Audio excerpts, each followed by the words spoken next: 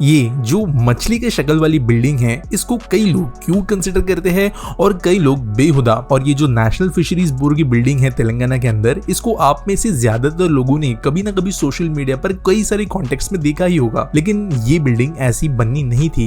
ये इस बिल्डिंग का ओरिजिनल डिजाइन था, लेकिन जो आर्किटेक्ट्स ने दिया हुआ डिजाइन है और जो कॉन्ट्रैक्टर्स ने कंस्ट्रक्ट किया हुआ डिजाइन है, उसके अंदर बहुत बड़ा डिफरेंस आपको ऑब्वियसली देखने को मिलता है। और ये अकेला एग्जाम्पल नहीं है। ये जो आप फिलहाल एक रेंडर देख रहे हो, ये कोई बाहर के देश के अंदर की कोई बिल्डिंग नहीं, बल्कि भारत के अंदर बनने वाला विशाखापट्टनम क्रूज टर्मिनल होना चाहिए था। आप देख सकते हो कितना फ्लूइड और कितना ज्यादा एलिगेंट ये डिजाइन था। लेकिन जब ये फाइनली बना, तब कुछ इस तरीके से इस बिल्डिंग को बनाकर लोगों के लिए समर्पित किया गया। ये कोई बहुत ज्यादा और घटनाएं नहीं है। देश के अंदर ऑलमोस्ट जितनी सरकारी बिल्डिंग्स के डिजाइन हमें देखने मिलते हैं, वो एंड में जब कंस्ट्रक्शन होकर बाहर आते हैं तो बहुत बेहुदा नजर आते हैं। इनके अंदर एक और एग्जांपल अगर हम देखें तो वो है रानी कमलापति स्टेशन, जो पहले भोपाल का हबीबगंज स्टेशन हुआ करता था। डिजाइन के हिसाब से ये ऐसा बनना था, लेकिन इसको बनते बनते इस रूप में कन्वर्ट कर दिया गया जो आज अभी हम देख सकते हैं। बट ऐसा भारत के अंदर क्यों होता है, इसी के बारे में आज हम जानेंगे, और कैसे करप्शन का एक बहुत बड़ा पार्ट होता है इसके अंदर, ये बात भी समझेंगे। और आगे बढ़ने से पहले चैनल को सब्सक्राइब करना बिल्कुल ना भूलें। दोस्तों, अगर आपके पास में एक लैंड प्लॉट है और उसके ऊपर आप अपना एक बंगलो बनाना चाहते हो, तो आज के डेट में कई लोग ज्यादातर आर्किटेक्ट्स के पास में जाकर पहले एक अच्छा सा डिजाइन बनाते हैं और फिर अकॉर्डिंगली कॉन्ट्रैक्टर से वो कंस्ट्रक्ट करने के लिए बोलते हैं।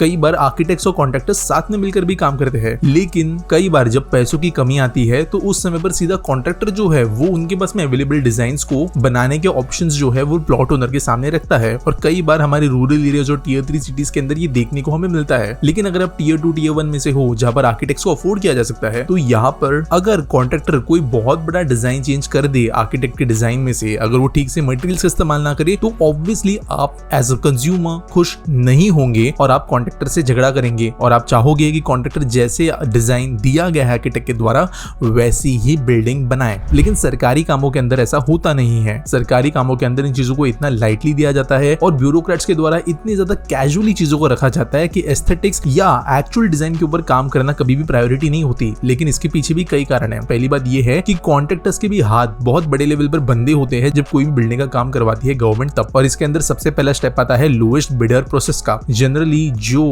डीपीआर बनता है किसी भी प्रोजेक्ट के लिए, या जो डिटेल प्रोजेक्ट रिपोर्ट होती है, वो डिफाइन करती है कि प्रोजेक्ट को किस तरीके से बनना चाहिए, जिसके बाद में डिजाइन वगैरह भी बनते हैं। और उसके बाद में जो सबसे कम बोली लगाने वाला कॉन्ट्रैक्टर है, उसको जनरली प्रोजेक्ट के ऊपर काम करने के लिए गवर्नमेंट परमिशन देती है और वो कॉन्ट्रैक्ट जीत जाते हैं। लेकिन क्योंकि यहाँ पर लोएस्ट बिड लगाने का सिस्टम है, तो कई कॉन्ट्रैक्टर्स जो है ऐसी बिड्स लगा देते हैं जिनके अंदर प्रैक्टिकली वो डिजाइन बनाना पॉसिबल नहीं होगा, क्योंकि जितना कॉम्प्लिकेटेड डिजाइन होता है उतने ज्यादा अलग अलग रिसोर्सेज की जरूरत पड़ती है, जो कि कॉन्ट्रैक्टर्स अवेलेबल नहीं करा सकते अपने बिडेड प्राइस के ऊपर। और अपने मार्जिन्स को मेंटेन करने के लिए वो डिजाइन्स के अंदर मेजर कॉम्प्रोमाइजेस करा लेते हैं। लेकिन ये कॉम्प्रोमाइजेस क्यों होती है और ये कॉम्प्रोमाइजेस बाद में जाकर अप्रूव भी क्यों हो जाती है, अगले पॉइंट्स में वो समझेंगे। पहली बात, ये कॉम्प्रोमाइजेस करने क्यों पड़ते हैं। अभी कोई भी अगर कॉम्प्लिकेटेड डिजाइन है, चाहे वो ओवरहैंगिंग बीम्स एंड बालकनीज हो, बहुत ही ज्यादा कॉम्प्लिकेटेड फसाड या बाहरी स्ट्रक्चर का डिजाइन हो जिसके अंदर काफी कर्व्स वगैरह है, इन सब चीजों को करने के लिए मल्टीपल चीजों की जरूरत पड़ती है। पहली बात, skilled man power,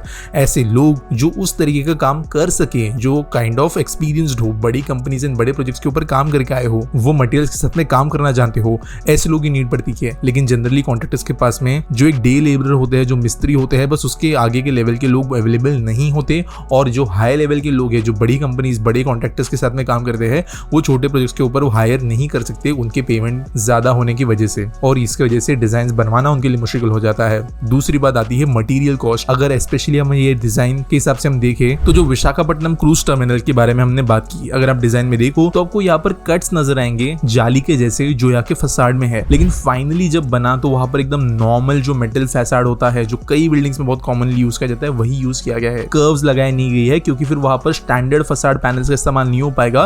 custom made panels बनवाने पड़ेंगे जो ऑब्वियसली महंगे होते हैं। सेम चीज ग्लास के लिए भी, कई जगह पे कर्व्ड ग्लास की एलिमेंट की जरूरत पड़ेगी, कई जगह पे बड़े ग्लास पैनल्स की जरूरत पड़ेगी, जो मटेरियल स्पेशलाइज कर देता है और ये कॉस्ट को और बढ़ाता है। और ऑब्वियसली कॉन्ट्रैक्टर्स जो है ये नहीं चाहते अपनी मार्जिन्स को मेंटेन करने के लिए, और इसकी वजह से लेबर और मटेरियल दोनों चीजें रिस्ट्रेंट्स बनती है बिल्डिंग्स को एक्चुअली अपने डिजाइन के सबसे बनाने के लिए। उसके बाद का इशू जो आता है वो है इनफॉर्मल वे ऑफ वर्किंग। यहाँ पर मैं आपको थोड़ी कहानी बताता हूँ। मुझे कभी कभी मौके मिले हैं कुछ ऐसे साइट्स पर जाने के लिए जहाँ पर काफी बड़ी कंपनीज काम कर रही होती है। फॉर एग्जाम्पल रिसेंटली हमने बुलेट ट्रेन के कुछ जो स्टेशन स्टेशंस वगैरह बन रहे हैं उनके ऊपर विजिट किया था। और अगर आप ऐसे किसी भी प्रोजेक्ट के पास में जाए जहां पर L&T जैसी कोई बड़ी कंपनी काम कर रही हुई है, JP इंफ्रा, तो आपको यहाँ एक काइंड ऑफ सिस्टम नजर आएगा। यहाँ पर मैं नाम किसी के फेवर में नहीं ले रहा हूँ, ये स्पॉन्सर्ड वीडियो नहीं है, लेकिन जब भी आप ऐसे साइट्स पर जाते हो तो वहां पर आपको सेफ्टी इंजीनियर्स देखने को मिलेंगे। वहां पर आपको किसी स्ट्रक्चर के ऊपर चढ़ने के लिए प्रॉपर सेफ स्टेयरकेसेस बनी हुई नजर आएगी। बिना हेलमेट एंड सेफ्टी वेस्ट के आप जा भी नहीं सकते साइट के अंदर।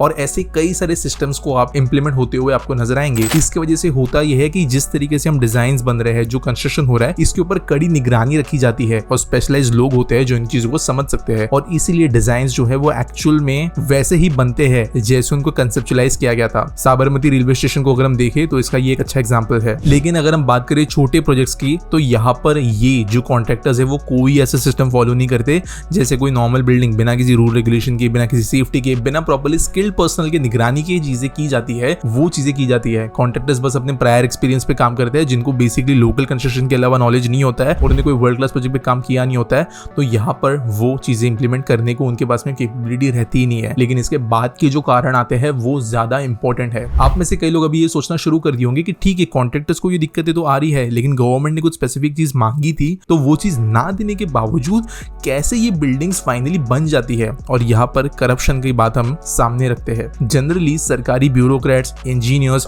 ये मल्टीपल तरीके के करप्शन के अंदर इन्वॉल्व होते हैं हर छोटे बड़े प्रोजेक्ट के अंदर। बहुत ज्यादा बड़े प्रोजेक्ट के अंदर आज के डेट में मुश्किल हो जाता है क्योंकि कई सारे सिस्टम्स को इन प्लेस रखा गया है, लेकिन जनरली PWD डिपार्टमेंट, जो इंटरनल छोटे मोटे प्रोजेक्ट्स होते हैं, उनके अंदर अभी भी ये प्रॉब्लम आती है। यहाँ पर स्टार्टिंग से ही प्रोसेस शुरू हो जाती है जहाँ पर करप्शन या फिर घूस ली जाती है बिड को रिक करने के लिए। यानी कॉन्ट्रैक्टर कुछ हिस्सा जो है वो इंजीनियर या जो बिड संभालने वाले ब्यूरोक्रेट से उनको देता है, जिसकी वजह से उनको सस्ते में चीजें बनानी पड़ती है क्योंकि एक का डोन ले लिया।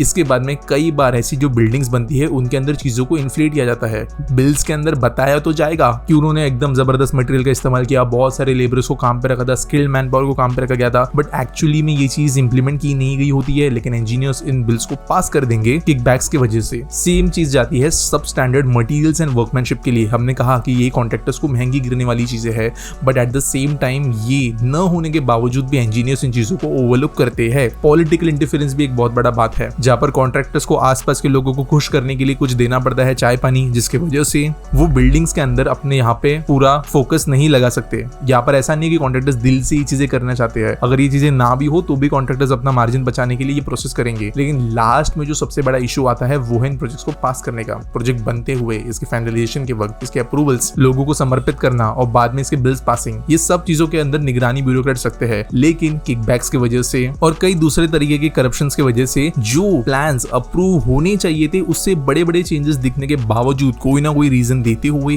देश के अंदर ये प्लान्स और जो बिल्डिंग्स है वो बाद में भी अप्रूव कर दी जाती है, चाहे जो एक्चुअल डिजाइन और कॉन्सेप्ट था और जो एक्चुअल कंस्ट्रक्शन था उसमें जमीन आसमान का फर्क क्यों ना हो। इसके लिए कोई बहुत ब्रॉडर लेवल ऑफ निगरानी करने की जरूरत है, सुपरविजन की जरूरत है, जो इन चीजों को ना होने दे फ्यूचर में। लेकिन अभी भी ये चीज जो है वो काफी ज्यादा कॉमन है और ये होती भी रहेगी जब तक गवर्नमेंट कोई बहुत बड़ा यहाँ पर स्टेप नहीं लेती इन चीजों को रोकने के लिए, स्पेशली एक सेंट्रलाइज्ड लेवल से। सेम चीज जो पावर मिलती है इंजीनियर्स को, ब्यूरोक्रेट्स को, ट्रांसपेरेंसी, अकाउंटेबिलिटी और एथिकल बिहेवियर से रिलेटेड, ये चीजों को काफी ज्यादा कॉम्प्लिकेटेड बनाता है। हमारे देश के अंदर करप्शन करने के बावजूद कोई बहुत बड़ी सजा नहीं है, तो ये चीज काफी कॉमन है और कॉन्ट्रैक्टर्स को भी काम चाहिए तो वो भी करप्शन के अंदर इन्वॉल्व होते हैं। तो ये कोई बड़ी बात नहीं है इन टर्म्स ऑफ ये कब होता है ये सोचने के हिसाब से। लेकिन प्रॉब्लम ये इसकी वजह से उत्पन्न हो रहा है कि देश के अंदर कोई बिल्डिंग आज के डेट में अच्छे डिजाइन के साथ में जो बन भी सकती है वो भी नहीं बनती। हालांकि हमें ऑपोजिट तरीके के प्रोजेक्ट्स भी आज के डेट में देखने मिल रहे हैं और वो चीजें हमें आगे जाकर फ्यूचर के लिए होप देती है। लेकिन जो छोटे लेवल के प्रोजेक्ट्स है ये